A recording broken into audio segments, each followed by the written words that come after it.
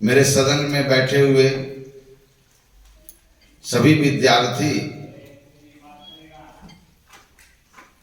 सबसे पहले मैं आपका अच्छे करियर का हमेशा कामना करता हूं और इसी के साथ यह गणितीय सदन जो संयुक्त रूप से नित्य आयोजित होती है उसकी शुरुआत सदैव की भांति जोरदार तालियों के साथ है।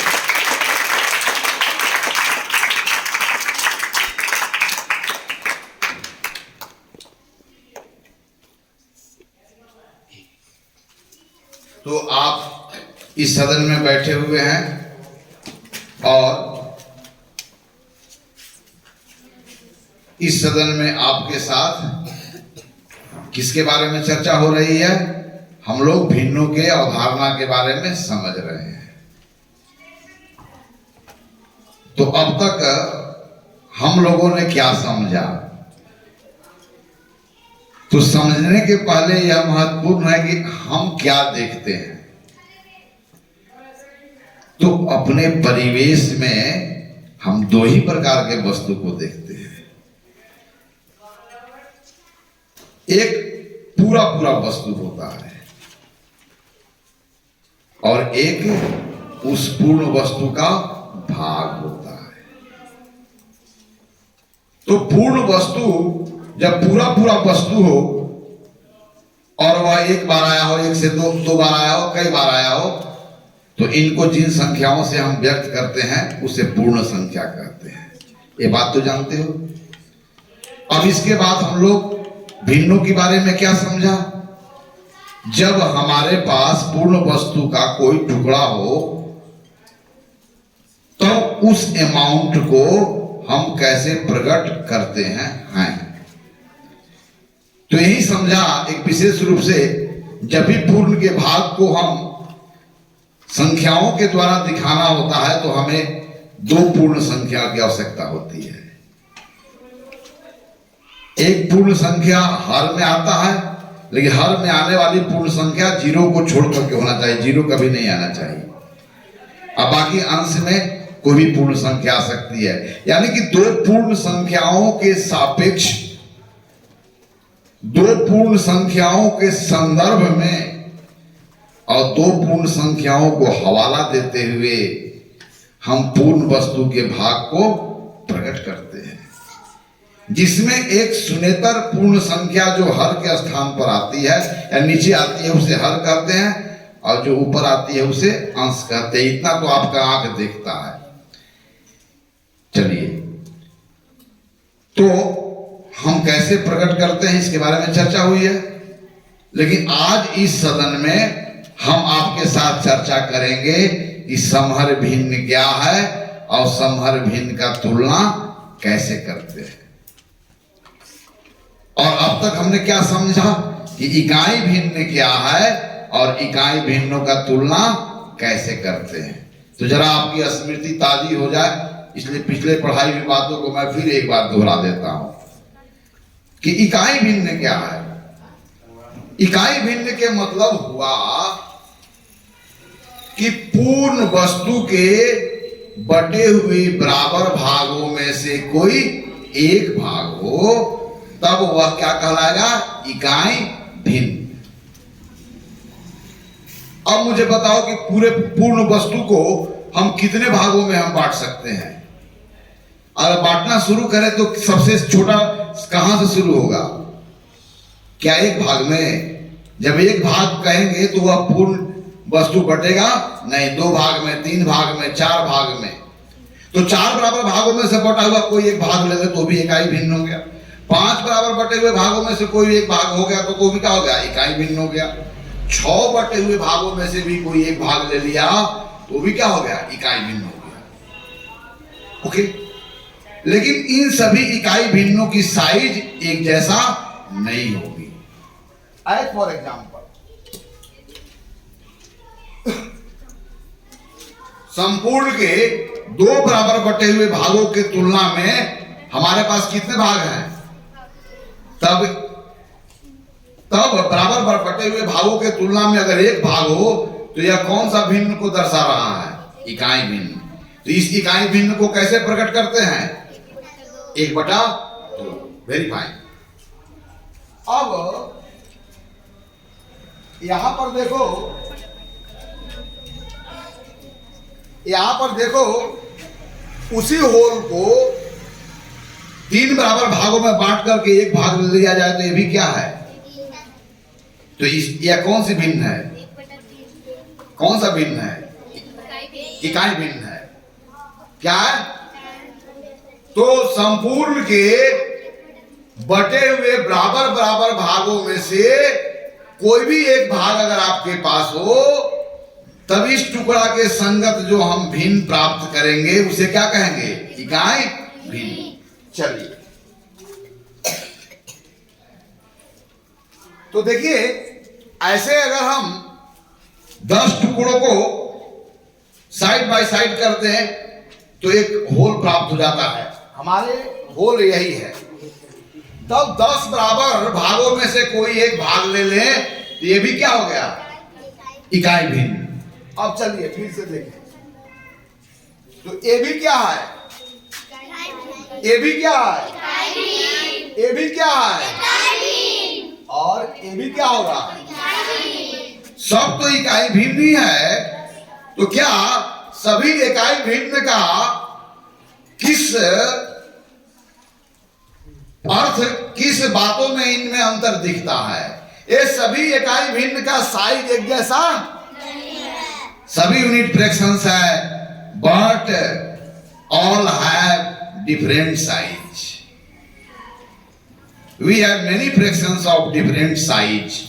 ये भी इकाई भिन्न बराबर बटे हुए भागों के तुलना में एक ही भाग है। उसी होल को बराबर बटे हुए भागों में से कोई एक भाग लिया गया है, उसी होल को बराबर भागों में बांट करके एक भाग लिया गया है। हर जगह स्थिति यही है। All are unit fractions but all are not same, क्योंकि इनका साइज एक जैसा। तो दो इकाई भिन्न अलग अलग, मतलब उनका साइज भी। चलिए, तो इतना को तो ये आंख से देख लिए ना। अभी इस इकाई भिन्नों को कैसे प्रकट करते हैं ये आप लिख डालेंगे। और फिर इस इकाई भिन्नों में सबसे बड़ा भिन्न कौन है ये तो आंख देख रहा है। और लिखने के बाद तब आपको पैटर्न को देखना है। अब हो सकता है कि यह संपूर्ण 1 लाख भागों में बांट करके एक भाग ली गई है, 1 करोड़ भागों में बांट करके एक भाग ली गई है। तो बहुत सारे जब यूनिट फ्रैक्शंस होंगे उनको हम कैसे कंपेयर करेंगे? क्या उनमें कोई पैटर्न दिखता है जिसके आधार पर हम उनको असेंडिंग ऑर्डर और डिसेंडिंग ऑर्डर में अरेंज कर सकते हैं? तो हमारी आंख तो यहां देख रहा है। तो first you write down fractions, unit fractions for each part. कौन आएगा? चलो तुम आओगे, आओ, चलो बिठाओ, चलो सबको देखा देखा करके। तो इकाई भिन्न क्या है? संपूर्ण के बराबर बटे हुए भागों के तुलना में जब आपके पास कोई एक भाग हो तब उसे हम लोग क्या कहेंगे? इकाई भिन्न। अब भिन्नों को दिखाने के लिए पहले दिखाना है कि आपके पास जो टुकड़े हैं या बराबर बराबर टुकड़े हैं उन कितने बराबर बराबर टुकड़ों से एक होल बनता है। तो किसी भिन्न का हर यह बताता है, किसी भिन्न का हर यह बताता है कि वह संपूर्ण कितने बराबर भागों में बांटी गई है। और अंश यह बताता है कि वैसे बटे हुए बराबर बराबर भाग आपके हैंड में कितने हैं। राइट? इतना जान जाए। चलिए चलो सबको दिखाओ। तब इसके लिए कौन सा लिखेंगे? फ्रैक्शंस दिखाओ। चलो एक तो सही लिखी है। yes, यानी कि दो कोई होल जो है जिसका ये टुकड़ा है वो 2 बराबर बटे हुए भागों से यह होल बनता है। और उसमें से कितनी भाग है? मैं फिर से पूछ रहा हूं कि ऐसे कितने टुकड़ों से एक होल बन जाती है? 2। और अगर 2 टुकड़ों से वह होल बनती है तो उसमें से कितने टुकड़े आपके पास हैं? 1। चलिए 1/2। Very nice. चलिए और कौन आएगा? और कौन? इधर आओ, आओ जी इधर।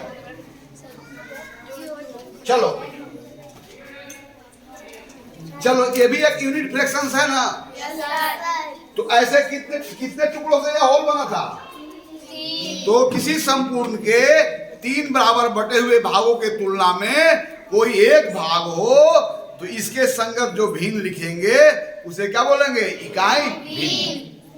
लेकिन 3 भागों में बांटने के बाद चलो लिखो, फटाफट लिख जाओ। चलो अब चलो यहीं पर बात कर लिया जाए या एक और रख देते हैं।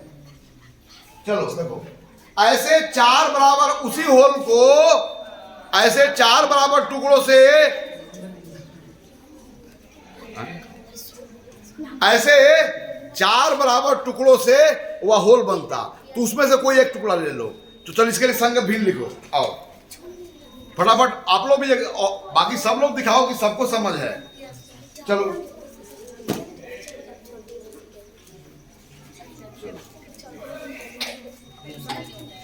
ये भी बताओ, 4 वाला लिख दिया ना। अब चलो इन्हीं की बात करते हैं। अब बताओ कि आपके पास ये 3 टुकड़ा है ना, और ये सब यूनिट फ्रैक्शंस है। तो इस यूनिट फ्रैक्शंस में सबका किसका साइज सबसे बड़ा है? चलो अब इसमें आप ऐसा करो कि इसी भिन्न को आपको बढ़ते क्रम में लिखना है। यहां पर सबसे छोटा भिन्न लिखना है। इसमें सबसे छोटा साइज वाला कौन यूनिट फ्रैक्शंस है? चलो तो लिखो।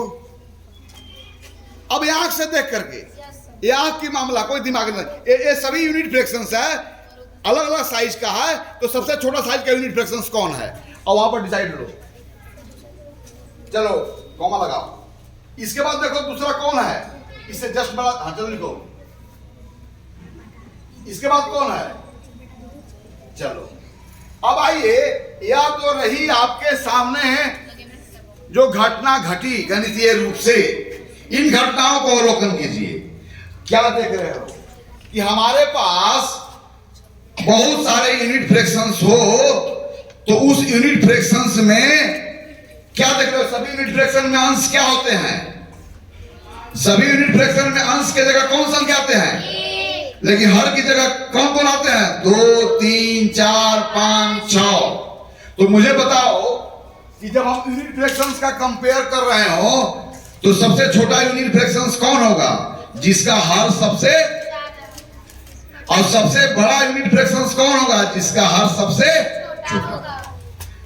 इसी संपूर्ण को अगर हम 2 भागों में बांटे, फिर 3 भागों में बांटे, वहां भी 3 बराबर टुकड़े बनेंगे। 4 भागों में बांटे, वहां भी 4 बराबर टुकड़े बनेंगे। लेकिन मुझे पता है, आप आंखों से देखें और देख करके बताएं कि क्या उन टुकड़ों की साइज घट रही है कि बढ़ रही है? घट रही है ना। यानी कि 10 भाग में बांट करके कोई एक पार्ट दिया जाए, 9 भाग में बांट करके एक पार्ट दिया जाए, तो दोनों एक ही पार्ट है, लेकिन किस पार्ट की साइज बड़ा होगा? 1/9 का कि 1/10 का? यस। तो 2 या 2 से अधिक इकाई भिन्न हो तब उनके बीच में हमें तुलना करना हो। अगर हमें उन्हें असेंडिंग ऑर्डर या डिसेंडिंग ऑर्डर में अरेंज करना हो तो इकाई भिन्नों में सबसे छोटा इकाई भिन्न वह होगा जिसका हर सबसे बड़ा होगा, और सबसे बड़ा वह इकाई भिन्न होगा जिसका हर सबसे छोटा होगा। तो ये पैटर्न को जज किया ना। चलिए इसके बाद मैं बोल रहा हूं। अब मुझे दूसरा चीज पूछना है। देखिए एक और बताइए, आप मुझे बताएंगे यह कितना है? 1। यह भी कितना है? 1। चलिए, एक व्यक्ति है जिसके अंदर number of total members in family 5 है। बी के फैमिली में 7 मेंबर हैं, सी के फैमिली में 100 मेंबर हैं, डी के फैमिली में 1 मेंबर है, 2 मेंबर हैं, और ई के फैमिली में 4 मेंबर हैं, जो भी हो। तो क्या ए के फैमिली में 5 मेंबर हैं, यानी कि अलग अलग परिवार हैं, उनमें सदस्यों की संख्या अलग अलग है। लेकिन ए के 5 मेंबर अगर आपके यहाँ पहुंचा है सेलिब्रेशन में, बी के 7 मेंबर आपके यहाँ सेलिब्रेशन में पहुंचा है, तो आप क्या कहते हैं कि A, B, C, D का पूरा परिवार हमारे निमंत्रण पर आया था। किसी का 2 व्यक्ति से बना हुआ परिवार है, किसी का 3 से बना परिवार है, तो क्या सब परिवारों के साइज बराबर है? सबके लिए पूर्ण परिवार कर रहे हैं, लेकिन पूर्ण होने के बाद भी सबका साइज बराबर नहीं है। आइए इसी बात को ऐसे समझे, ये भी एक और ये भी। अब चलो इसको मैं 2 भाग में बांट देता हूं, ये भी आधा और ये भी क्या हो गया। चलिए पहले दोनों एक थे, अब इन 2 बराबर भागों में से कोई एक भाग लेता हूं और यहां पर इसके 2 बराबर बटे हुए भागों में से कोई एक भाग लेता हूं, तो यह आधा और यह आधा बराबर होंगे। तो यहां पर 2 आधे क्यों बराबर नहीं है? कौन उत्तर देगा? आ जाओ। यहां पर क्या 2 आधे हमेशा बराबर होते हैं? यहां पर 2 आधे बराबर क्यों नहीं है? ये तो आपकी मामला है, कौन बताएगा? बताओ। क्योंकि इसके साइज बराबर नहीं है। चलो इसकी साइज बराबर क्यों नहीं है? तो आधा ही है। 2 आधे के साइज क्यों बदल गए? कौन बताएगा? चलो ठीक है, इसका साइज एक नहीं है, इसलिए 2 आधे बराबर नहीं है, लेकिन ये भी तो आधा है, ये भी तो आधा है। ये 2 आधे बराबर क्यों नहीं है? क्योंकि जिस संपूर्ण का ये आधे हैं वही संपूर्ण बराबर नहीं है। 2 आधा तब बराबर होंगे जब उनका संपूर्ण भी बराबर होगा। समझ रहे हो? संपूर्ण कहने से उसमें कितनी संख्या जुड़ी हुई है सदस्यों की यह पता नहीं है। संपूर्ण का मतलब होता है जब अलग अलग चीजों को हम एक साथ देखते हैं। तो 2 आधे कब बराबर होंगे? जब उनके संपूर्ण भी बराबर होंगे। 2 आधे कब बराबर नहीं होंगे? जब उनका संपूर्ण बराबर नहीं होंगे। ओके, अब इसी क्वेश्चन को मैं पूछ रहा हूं। देखो यहां पर 2 इक्विलैटरल ट्रायंगल है। अब इसको भी मैं 2 भागों में बांट दिया और इसको भी मैं 2 भागों में बांट दिया। अब आंसर तुम लोग को देना है। तो क्या ये 2 आधे बराबर हैं? क्यों बराबर नहीं है? क्यों बराबर नहीं है? ये 2 आधे बराबर क्यों नहीं? कौन कर देगा? चलो आओ बता दो। क्योंकि इसके संपूर्ण बराबर नहीं है। हाँ, जिसके टुकड़े हैं, जिस होल का यह आधा है वही होल बराबर नहीं है। जैसे यह होल और यह होल बराबर है, किसका साइज बड़ा है? ये ब्लू कलर वाला का। तो हमेशा 2 होल बराबर नहीं है। क्या ए के परिवार और ए के परिवार, ई के परिवार या हर परिवार को आपके यहाँ होल आया था? सब आए थे, लेकिन क्या सब एक ही साइज के फैमिली आए थे? नहीं, अलग अलग साइज के होल हैं। ओके, इतना बात समझ गया। अब इसके बाद मैं नेक्स्ट आते पर तो 2 आधे कब बराबर होंगे? जब उनका संपूर्ण बराबर होंगे। जिस प्रकार 2 संपूर्ण हमेशा बराबर नहीं होते हैं, उसी प्रकार 2 आधे भी बराबर नहीं होते हैं। और यूनिट फ्रैक्शंस हमारे पास हो तब वहां पर सबसे छोटा हुआ यूनिट फ्रैक्शंस होगा जिसका हर सबसे बड़ा होगा। क्योंकि बराबर बराबर टुकड़ों की संख्या अगर बढ़ाते जाए, 2 बराबर भाग, 3 बराबर भाग, 4 बराबर भाग, 5 बराबर भाग, तब उसके जो टुकड़ों की साइज है, यूनिट फ्रैक्शंस का जो साइज है वह क्या होगा? छोटा होता चला जाएगा। और यह बात कैसे समझा? यहाँ पर घटने वाली घटनाओं को अवलोकन किया और यहाँ से जो रिजल्ट प्राप्त किया, उसके बाद आपने इसमें पैटर्न देखा कि अब आगे गतिविधि करने की आवश्यकता नहीं है। चाहे जितनी संख्या में यूनिट फ्रैक्शंस हो, चाहे हर उसका कितना भी बड़ा हो, हम इस पोजीशंस में है कि हम उनको असेंडिंग ऑर्डर और डिसेंडिंग ऑर्डर में दिखा सकते हैं। ओके, आज हम लोग बात करने जा रहे हैं समहर भिन्न का।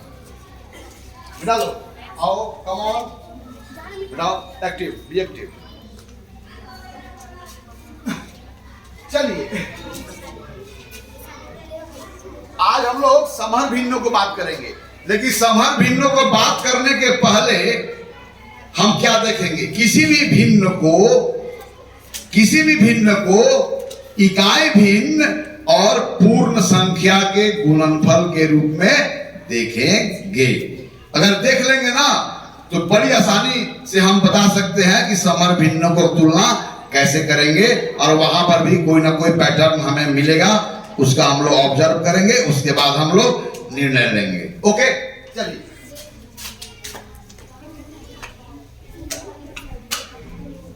देखो इसको लाओ,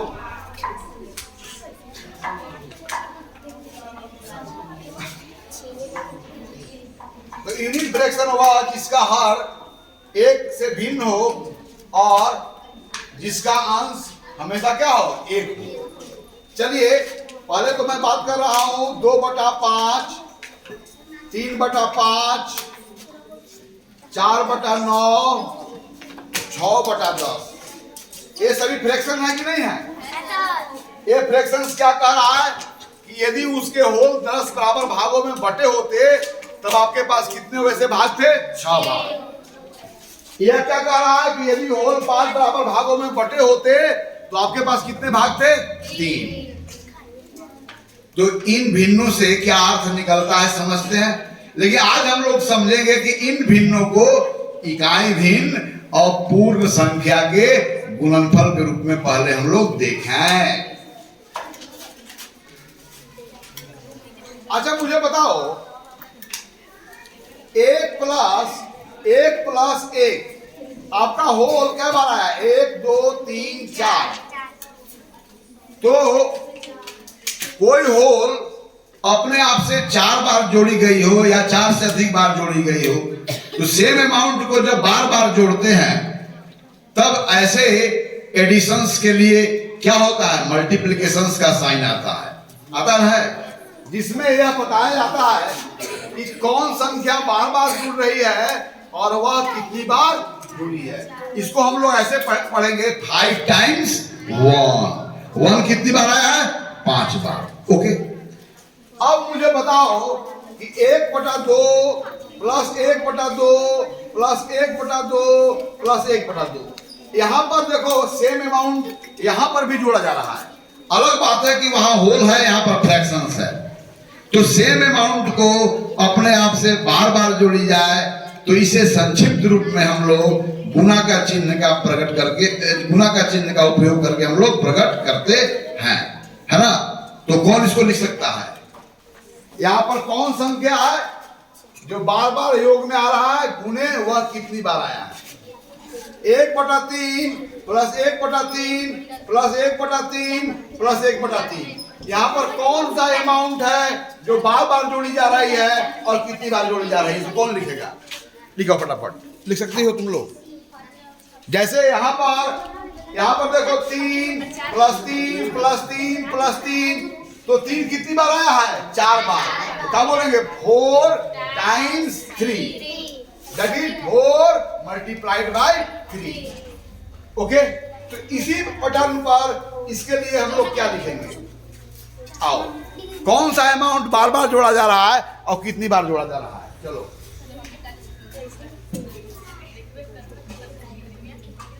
कितनी बार? 1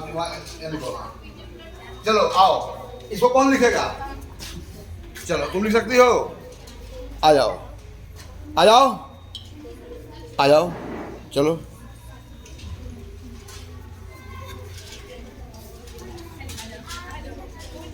चलो यहां पर है 4 मल्टीप्लाइड बाय हाफ, 1/2। तो 1/2 कितने बार आया है? 4 बार। दैट इज हाफ अगर 4 बार आए तो उसको हम लोग क्या बोलते हैं? 4/2। और 4/2 में कितने होल? आपका होल 2 भागों से मिलकर बटा हुआ हो, वैसे 4 टुकड़े हैं, तो फुल साइज के कितने होल थे? 2 होंगे ना जी। ओके, अब चलो 4 गुने 1/2 को आप क्या लिखोगे? 4/2। और 4 गुने 1/3 को क्या लिखोगे? 4/3। तो 4/3 जो भिन्न है उसमें कौन सा इकाई फ्रैक्शन है? 1/3। और कितनी बार आई है? तो 1/3 अगर 2 बार आ जाए तो क्या बोलेंगे? 2/3। 1/3 अगर 3 बार आई हो तो क्या बोलेंगे? 1/3 अगर 4 बार आई हो तो क्या बोलेंगे? 4/3, है ना? अर्थात 4/3 जो फ्रैक्शंस है उसमें यूनिट फ्रैक्शंस 4 बार आया है, यानी कि 4 यूनिट फ्रैक्शंस को लिया जाए तो उसका साइज उसके बराबर हो जाता है। इस बात को समझे ना?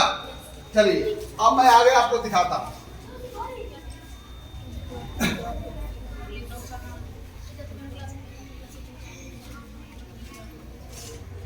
चलिए आइए इधर आइए। चलिए यहाँ पर सेम साइज का यूनिट फ्रैक्शंस है और आपको मैं 2 दिया, तो दोनों को लिया, तो अब जो है ये अभी भी फ्रैक्शंस ही है। तो इस फ्रैक्शंस में जो यहाँ का यूनिट फ्रैक्शंस है वो कितनी बार आया है? कितनी बार आया है? चलो आओ लिखो। आपको मैं 2 टुकड़ा दिया, देखिए नहीं फाइनल नहीं, आपको दिया मैं, दोनों टुकड़ा तो अलग अलग था और अलग अलग चीजों को आपने मिलाया, अब मिलाने के बाद जो फ्रैक्शंस मिला तब उन्हें उसको दिखाना है।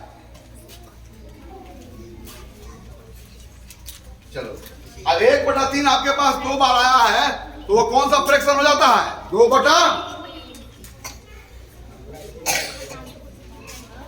चलो तो 2/3 में 1/3 कितने बार है? 2/3 में 1/3 कितने बार है? चलिए आइए यहां पर आइए एक बार। चलिए 1/3 साइज का, आइए 1/3 साइज का मैं 3 टुकड़ा देता हूं, यानी कि यह सेम अमाउंट आपके हैंड में कितनी बार है? यहाँ पर किस अमाउंट को जोड़ा गया है? इस अमाउंट को कितनी बार? 3 बार। तो 3 बार जोड़ने से जो आपको फ्रैक्शंस मिलेगा उसको दिखाना है। आइए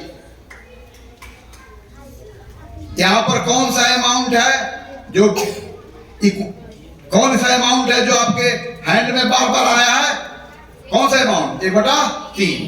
तो 1/3 3 बार आया है ना, तो इसके बीच में कौन सा साइन होगा? प्लस का।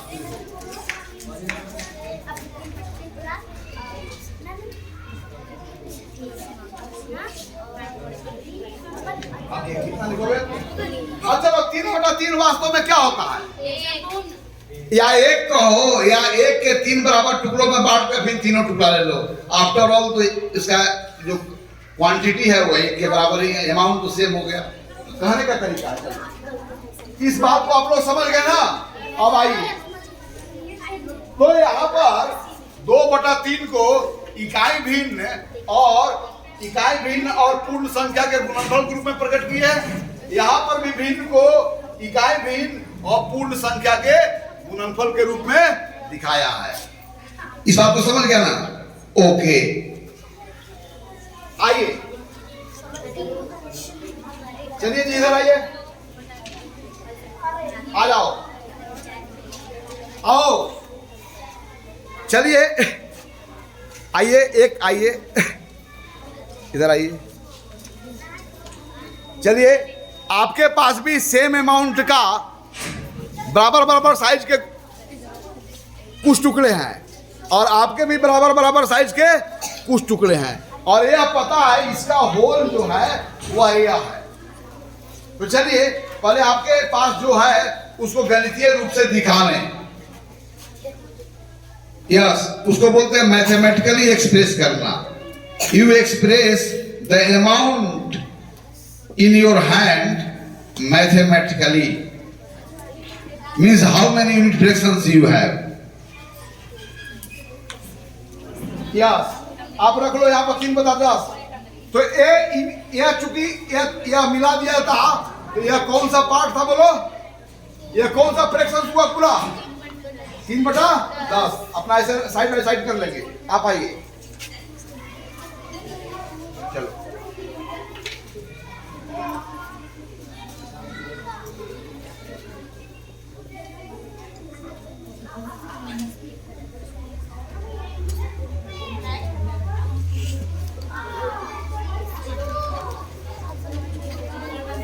चलिए अब मुझे बताना है, अगर 1/10 साइज का यूनिट फ्रैक्शन, बड़ी आसानी से बोलना है, 1/10 साइज का यूनिट फ्रैक्शन इनके पास क्या को है? क्या को है इनके पास? और 1/10 साइज वाला माने 1/10 साइज का यूनिट फ्रैक्शन इनके पास कितना है? और इनके पास, आपके पास 4 है, इनके पास, तो किसका फ्रैक्शन बड़ा होगा, किसका फ्रैक्शन छोटा होगा? ये आंखों की मामला है। 3 टुकड़ा वाला 4 टुकड़ा वाला, 3 टुकड़ा का योग करने से प्राप्त फ्रैक्शंस, ऐसे 4 टुकड़ों का योग करने से प्राप्त फ्रैक्शंस, इन दोनों में फ्रैक्शन में कौन बड़ा होगा, कौन छोटा होगा? कौन बड़ा होगा? 3/10 बड़ा होगा। आहा। अच्छा ये बताओ, ये बराबर बराबर टुकड़े इनके पास 3 गो है, और बराबर बराबर टुकड़े इनके पास क्या गो है? तुम लोग को अपना। और ये बराबर बराबर टुकड़े इनके पास क्या गो है? अब इन चारों को मैं इस व्यवस्था में रखूं।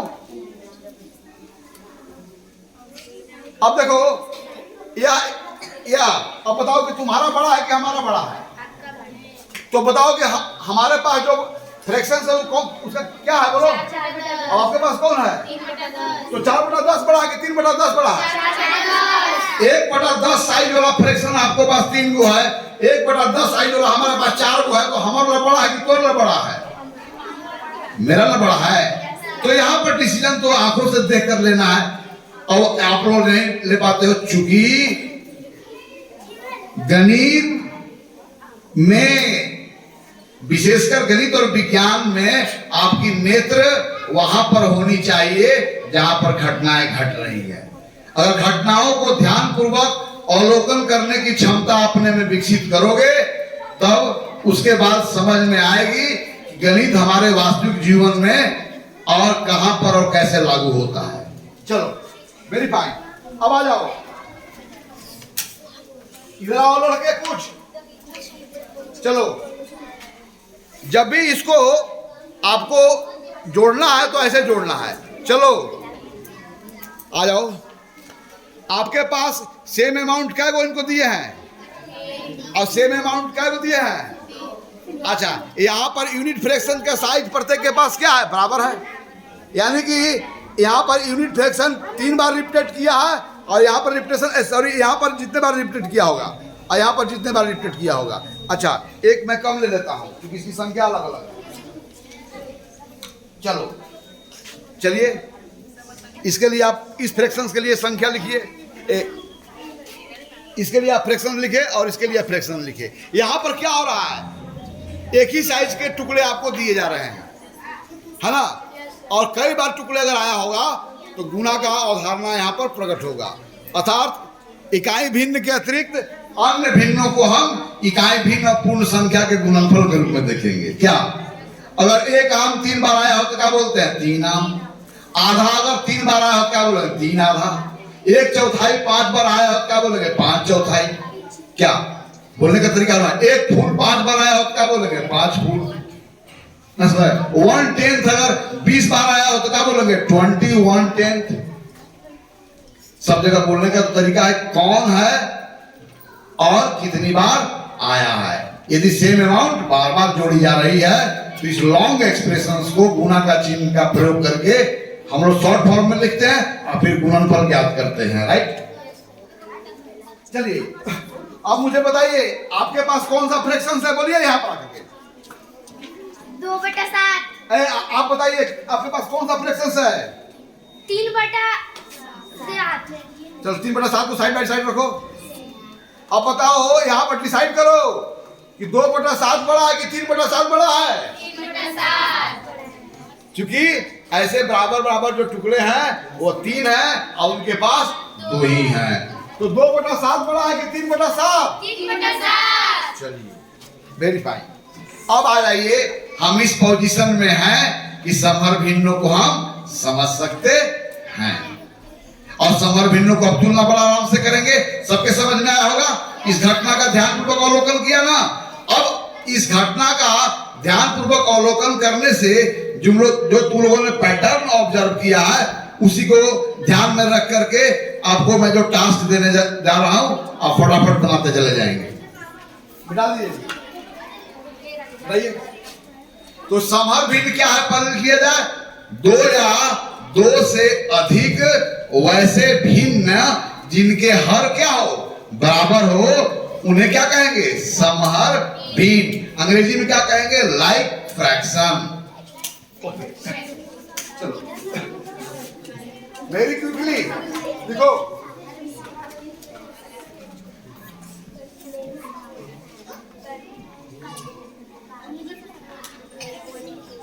दो या 2 से अधिक वैसे भिन्न जिनके हर बराबर हो।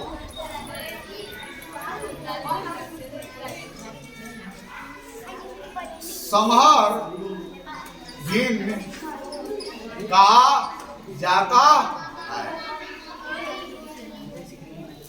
दो या दो से अधिक वैसे भिन्न जिनके हर बराबर हो, ऐसे भिन्नों को हम समर भिन्न कहते हैं। Two or more fractions having same denominator are called like fractions. So what are like fractions? Like fractions are those fractions whose denominator are same, equal. Understand? Okay. और इनका फायदा क्या है? इनको बहुत ही आसानी के साथ हम कंपेयर कर सकते हैं कि दो समर भिन्नों में या दो से अधिक समर भिन्नों में कौन बड़ा है, कौन छोटा है ना, इत्यादि इत्यादि। चलो, नहीं लिखा था? लिखो ऊपर, लिख लो ना। अब मुझे बताओ 3/8, 2/8, 4/8, 7/8। चलो, ये सभी भिन्न कैसे हैं? क्यों समर है? चूंकि इनके हर बराबर है। ओके। अब मुझे बताइए कि 1/2 सॉरी 3/2 और 5/8 क्या ये दोनों समर भिन्न है? क्यों नहीं? चूंकि इनके हर बराबर नहीं है। तो दो या दो से अधिक वैसे भिन्न जिनके हर बराबर हो, वैसे भिन्नों को व्हाट वी कॉल देम? समर भिन्न। In English like fractions. Okay. अब मुझे बताओ, ये सब समर भिन्न है ना? Yes sir. यहाँ का यूनिट फ्रैक्शंस कौन होगा? बोलो। 1/8 और 1/8 कितनी बार है? 3 बार। 1/8 कितनी बार है? 1/8 कितनी बार है? अब 1/8 कितनी है? यहाँ पर किस अमाउंट का रिपीटेशन 3 टाइम है? 1/8। उसको बोलेंगे 1/8 या 1/8वां या 1/8। तो कौन सा फ्रैक्शन का रिपीटेशन है यहाँ पर? बोले 1/8। यहाँ पर कौन सा फ्रैक्शन बार बार आया है?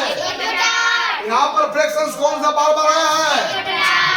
यहाँ पर कितने 1/8 मिल करके इस फ्रैक्शन के बराबर हो जाएंगे? कितने 1/8 मिल करके इस फ्रैक्शन के बराबर हो जाएंगे? 4। Very fine. यहाँ पर कितने 8/8 मिल करके यहाँ पर इस फ्रैक्शन बन जाएंगे? यहाँ पर कितने 8/8 मिल करके यहाँ इस फ्रैक्शन बन जाएंगे? चलिए, अब सब देख लिया ना जी? तो ये सभी समर भिन्न है। तो इसमें एक ही अमाउंट है 1/8। उसमें किसी में 1 बार आया है, किसी में 2 बार आया है, किसी में 10 बार आया है, किसी में। तो जैसे आप पूर्ण संख्याओं के तुलना करते हो, वही अंदाज यहाँ पर भी होना चाहिए। अब तो बड़ी आपके लिए आसान होगा इनको असेंडिंग ऑर्डर में रखना और या इनको डिसेंडिंग ऑर्डर में रखना। तो 1/8 का रिपीटेशन अनेकों बार है और अलग अलग बार है। तो आइए इस आधार पर आप खुद ही डिसाइड करके बताइए कि which will be the smallest fractions of all and which will be the greatest fractions of all, or you write down all the fraction in ascending order. Okay, so you have to write down the smallest fractions at first, right, and at last the greatest fraction will be. Okay, so come here. आ जाओ, यह आँख की मामला है, तुम बता सकते हो? नहीं सब, इसमें 1/8 कितनी बार आया है? 3 बार। और मैं आसानी से कर देता हूँ। यहाँ पर 1/8 3 बार है। यहाँ पर 1/8 कितनी बार है? 2 बार है। यहाँ पर 1/8 + 1/8 + 1/8 + 1/8 कितनी बार है? 4। और यहाँ पर 1/8 + 1/8 + 1/8 + 1/8 + 1/8 + 1/8 7 बार लिख दिया मैं। 3 3 6 और 1 7। चलिए, अब तो पता चल गया। अब तो मैं सबको बिखेर दिया, कौन बड़ा होगा कौन छोटा होगा, कौन लिखेगा? आओ। अभी भी कंफ्यूज है? अभी भी आप लोग कंफ्यूज हो? तुम लिख सकते हो? देख लो, यह इसके लिए है, यह इसके लिए है, यह इसके लिए है और यह इसके लिए है। सब सेम अमाउंट का है। कौन फ्रैक्शन बड़ा होगा? सबसे छोटा कौन होगा पहले बताओ। आओ चलो यहां से देख करके डिसाइड करो। ये सभी समहर भिन्न है। चलो इसमें सबसे छोटा कौन है? क्योंकि हर बार में 1/8 आया है। 1/8 देखो सबसे कम बार कहाँ है और 1/8 सबसे अधिक बार कहाँ है, ये तो पता करना है। चलो वेरीफाई कॉमा दो। अब इसके बाद कौन आया है? कॉमा दो। इसके बाद कौन आया है? वेरीफाई। देख लो जरा, क्योंकि 1/8 का ही रिप्लेसन एवरीवेयर है, तो यहां पर आसानी से बता सकते हैं कि इस लाइक फ्रैक्शंस में कौन स्मॉल है और कौन ग्रेट है या स्मॉलेस्ट और ग्रेटेस्ट है। Verify verify verify. ताली बजाओ इसके लिए। चलिए, तो इससे क्या देखा कि 2 या 2 से अधिक समहर भिन्न हो तो समहर भिन्न में क्या होते हैं कि सबका हर बराबर होते हैं। तो बराबर हर वाली जो भिन्न है उस समहर भिन्न में कौन बड़ा होगा कौन छोटा होगा? तो समहर भिन्नों में जिसका अंश सबसे छोटा होगा वह भिन्न सबसे छोटा होगा और जिसका अंश सबसे बड़ा होगा वह भिन्न सबसे बड़ा होगा। यह आंखों की मामला है ना, देख लिया ना। तो समहर भिन्नों को तुलना करना आसान है ना। तो मैं एक और उदाहरण देता हूं ताकि स्पष्ट हो जाए कि आप इस बात को समझ चुके हैं। पहले यह देखना है कि उसमें यूनिट फ्रैक्शंस कौन है और उसका कितना बार रिपीटेशंस है। तो जितना अधिक बार रिपीटेशंस होगा वह बड़ा होगा, जितना कम बार रिपीटेशंस होगा वह छोटा होगा। बड़ा आसान बात है। ओके चलिए आइए।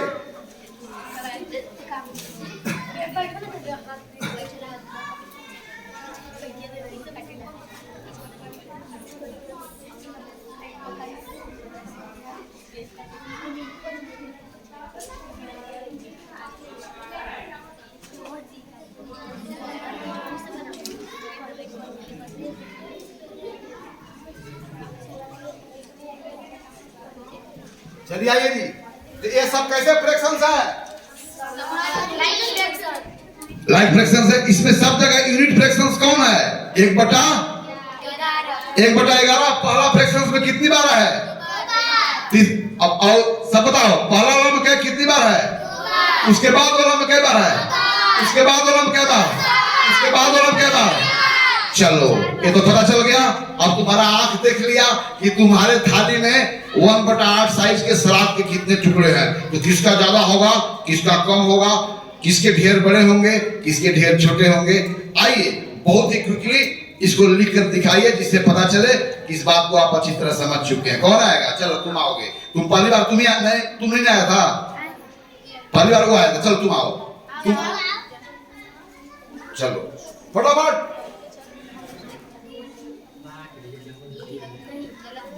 गलती कर दी। चलो सब पहले सबसे छोटा लिखना है। तो सबसे छोटा कौन है? 9 है। हाँ उसके बाद कौन है? उसके बाद उसके बाद उसके बाद उसके बाद वेरी फाइन वेरी फाइन। तो 2 या 2 से अधिक समहर भिन्न हो तो इन समहरों भिन्न में सबसे छोटा भिन्न कौन होगा? जिसका अंश सबसे छोटा होगा। और सबसे बड़ा भिन्न कौन होगा? जिसका अंश सबसे बड़ा होगा। इन बातों को अच्छी तरह समझ चुके हैं।